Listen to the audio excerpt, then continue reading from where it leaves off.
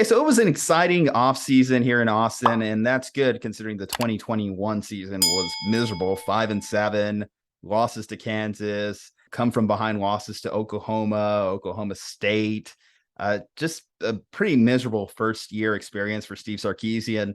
But then we started to see some early recruiting results or early recruiting successes for the program under Sark. Quinn Ewers being the first big find for him as again, a five-star quarterback or a highly touted quarterback like Ewers through the transfer portal, absolute victory. And considering how shoddy the quarterback situation was last year under Hudson and Casey Thompson, the Longhorns just getting better at that position could really, of course, change the prospects. And even though it doesn't apply to the 2022 season, the 2023 recruiting grab of Arch Manning is obviously got a lot of people buzzing about the future of this program. But we're going to be focusing on the 2022 season in this preview. And Vegas really loves the Longhorns this year, or at least loves the Longhorns to do some damage within the Big 12 as they are currently still in the Big 12. Haven't yet quite made that move to the SEC. Starting off, they got Louisiana Monroe coming into Austin. That's going to be their opening game this weekend. And then the big test with Alabama in week 2, facing the number 1 school. Not looking forward to that. As it currently stands, they are a 2-touchdown underdog. What is your expectation for Sark, Kyle? Obviously, you're not as tied to this program as I am, so the expectations are a little bit different. So last year, I kind of did like a macro level perspective on Texas, where I was saying any program that is replacing their coach, and they didn't do it like mid-season like USC did. Like USC went through the 4-8 season by firing Helton at the start of the year. But like last year was Texas's down year, first year with Sark. And I give a free pass to any coach in their first year. Like you're going to bottom out. You're going to have to find players within the margins because your team is behind on recruiting for the year. Recruits can decommit and transfer without penalty now, which is something that they always should have been able to do, but people got trapped in these cycles of coaches being fired for years.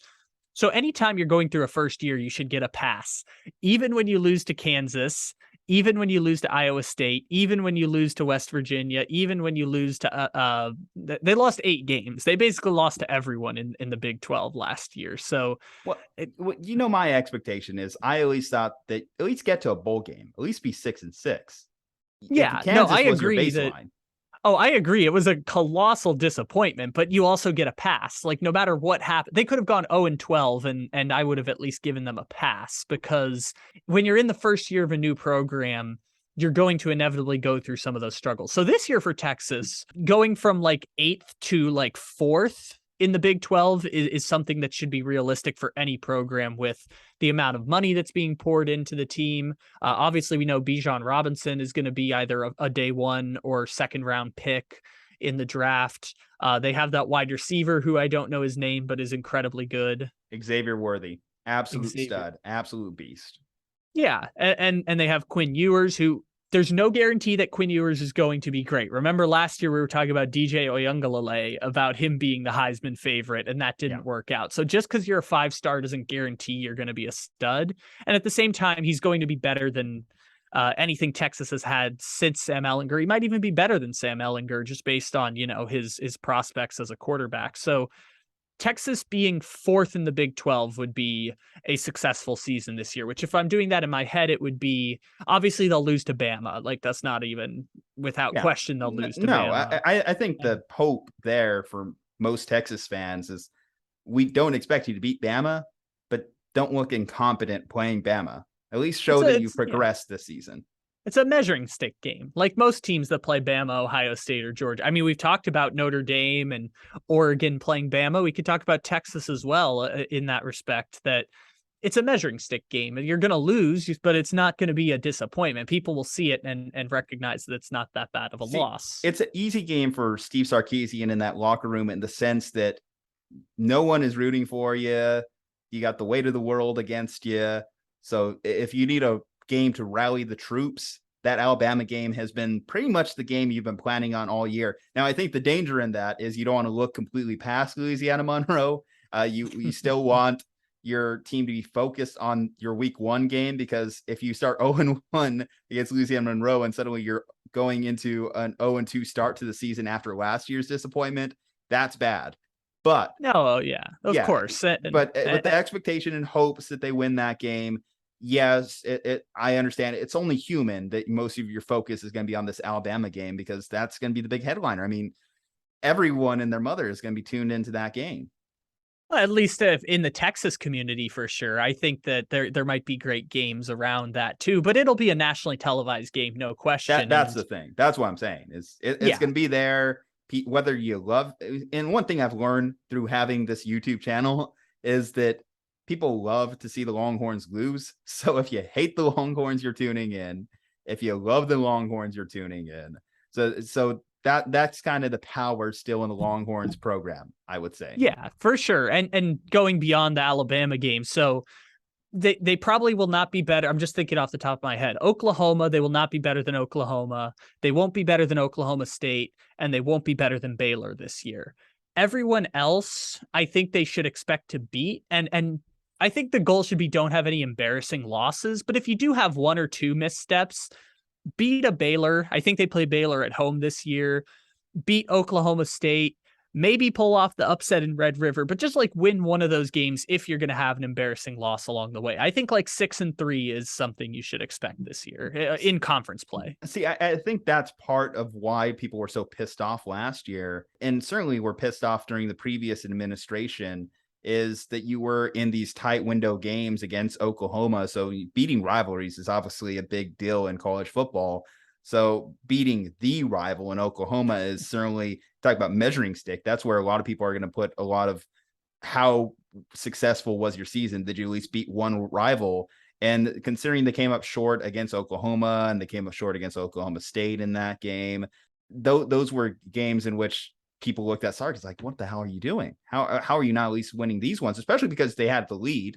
And the worst thing that happened for Texas in that game is that Spencer Rattler got benched and Caleb Williams came in and took over. Oklahoma, though, they're a program that's going to be dealing with a lot of turnover. You're going from Lincoln Riley to Venables. So that's a seismic shift in terms of philosophy. So if you're Sark and you have the continuity on your team, on your roster, you kind of have to take advantage. So I think that late in the year, so right now as it stands, Oklahoma is the 9th ranked team in the country. Texas is unranked.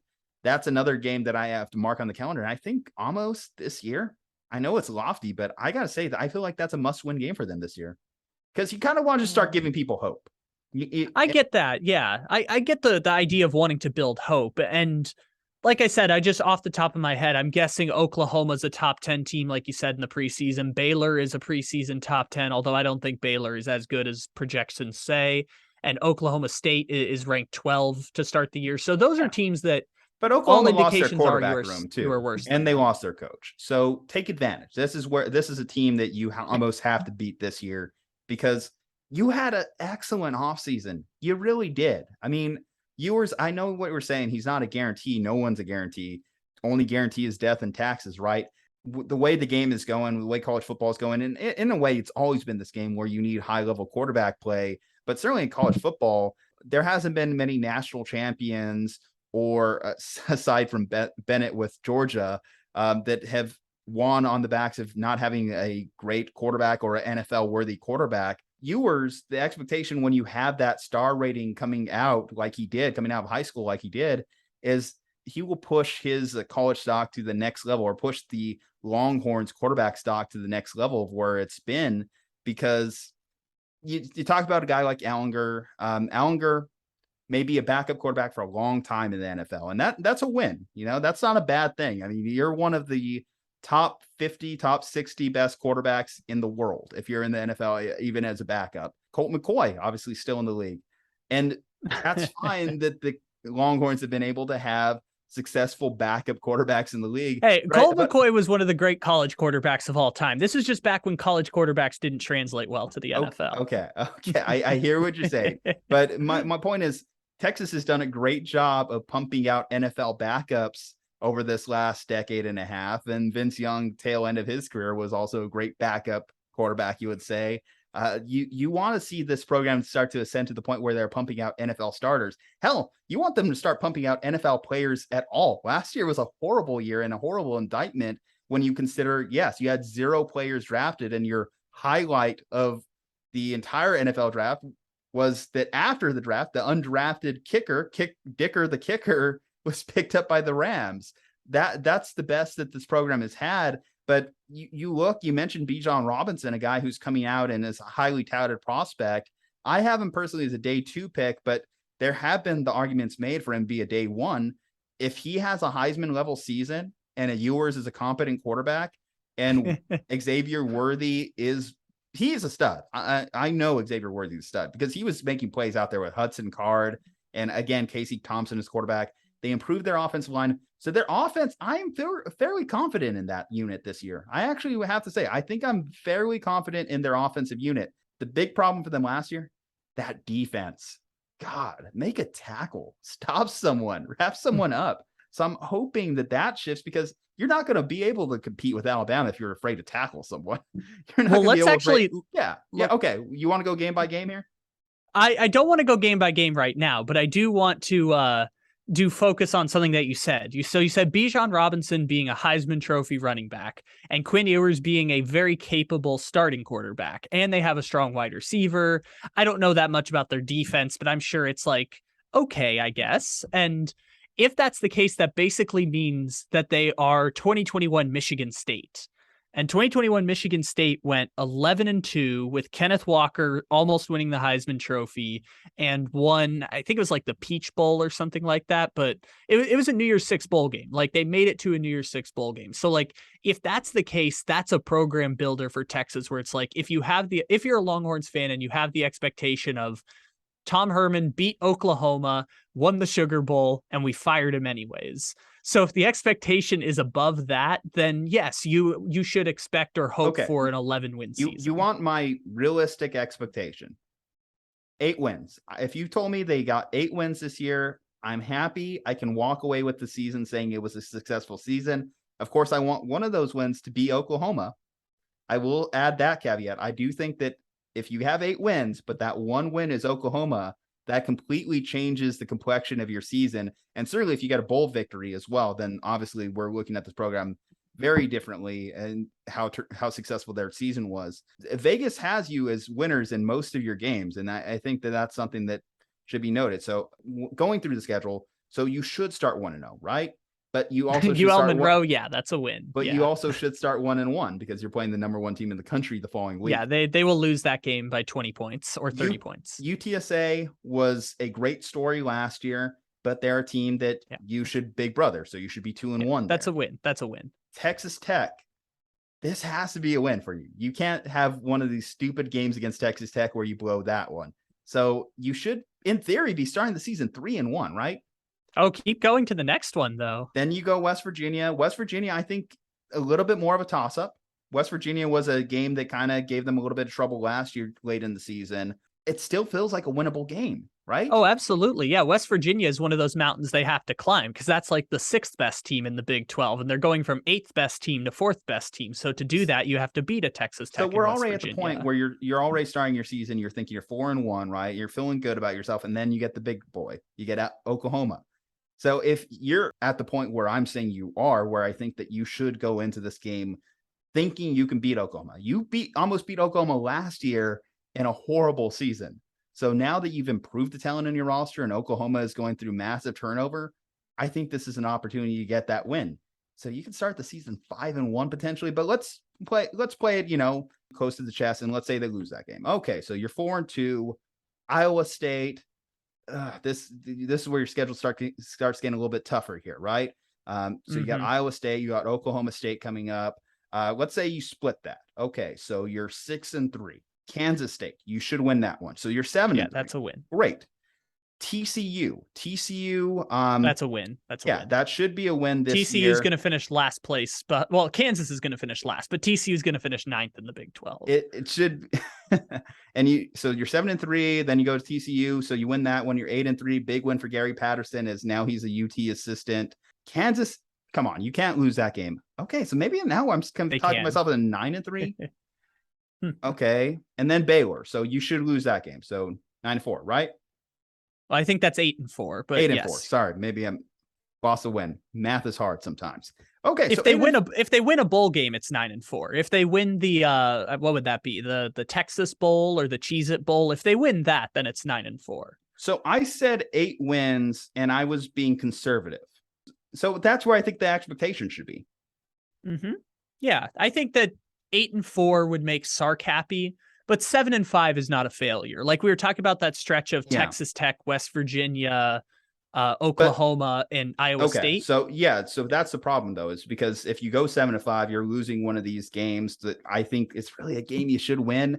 And I think what's going to turn this program around is you got to stop losing games that you should win. What do the best programs in the nation do?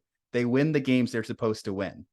And that's why we clown on the Big 12 every year, because they always have that one game against Arizona State on the road, or that one game against Wazoo. You can't let that be the case if you're Texas and you have any type of aspirations. And I know we've gone back and forth on should Texas have aspirations. You should. If you're a big time program and you have one of the highest budgets in college football, you should. And the pressure is on Sark even in year 2. And I know that, okay, so he's going to at least get the leash to have Arch welcome him into town, because you're not going to want to scorn Arch. Now that he selected you, he selected Sark, unless he just really loves the burnt orange of Texas, then you're not going to move on from the coach that recruited him. So, he's at least got 2023 in the bag, but you just want to see growth. Let's put this in simple terms here. So Texas finished 8th in the Big 12 last year, right? And 8 wins would get them to 4th in the Big 12. So who do you have to jump to get there? Texas Tech, West Virginia, Iowa State, and Kansas State. And those are the 4 games that, like, the most likely scenario is that they go 3-1 in those games, just based on probabilities. 3-1, 2-2 are the 2 most likely outcomes of those games. And if you're Texas and you go 4-0 in those games, well, then you not only have a path to 8 wins, you have a path to, hey, if we upset Oklahoma State or we upset Baylor, hey, all of a sudden we're going 9-3, and that's a massive overachievement this year. So what I want from UT, and this is, again, what I really want, obviously, is undefeated in national championship. But what I want from them this year is I want 8 wins. I think the offense is going to be really good. I honestly do think that that's something that's well within range of possibility. So I'm not even questioning that. I think the offense is going to be the strength of this team. So I want to see the defensive unit take a step up. I want to see them not afraid to tackle guys. If they get more competitive on that side of the ball, that's going to determine a lot of their success moving forward.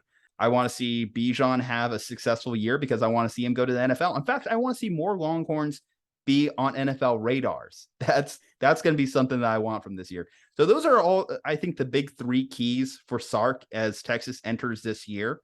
And I don't think that that's unrealistic. I don't think that that's outside of a reasonable expectation for this program.